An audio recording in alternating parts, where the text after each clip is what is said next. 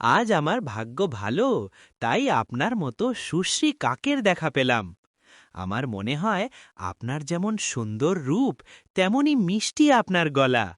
একদিন ভোরে এক কাক একটা রুটি চুরি করেছিল। রুটি মুখে নিয়ে কাক একটা গাছের ডালে গিয়ে বসল। এখানে বসেই সে সকালের জলখাবারটা খাবে মনে করল।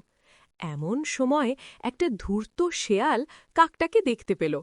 শেয়াল কাককে ঠকিয়ে ওই রুটিখানা নিজে খেতে চাইল। তাই সে গাছটার তলায় গিয়ে কাককে শুনিয়ে বলতে লাগল, সুপ্রভাত, সুপ্রভাত। আজ আমার ভাগ্য ভালো, তাই আপনার মতো সুশ্রী কাকের দেখা পেলাম। আমার মনে হয় আপনার যেমন সুন্দর রূপ, তেমনি মিষ্টি আপনার গলা। নিজের প্রশংসা শুনে কাক খুব খুশি হল। সে তার মিষ্টি গলা শেয়ালকে শোনাতে চাইল।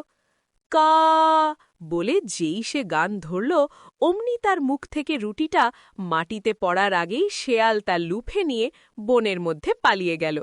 প্রশংসায় আত্মহারা হলে ঠকতে হয়।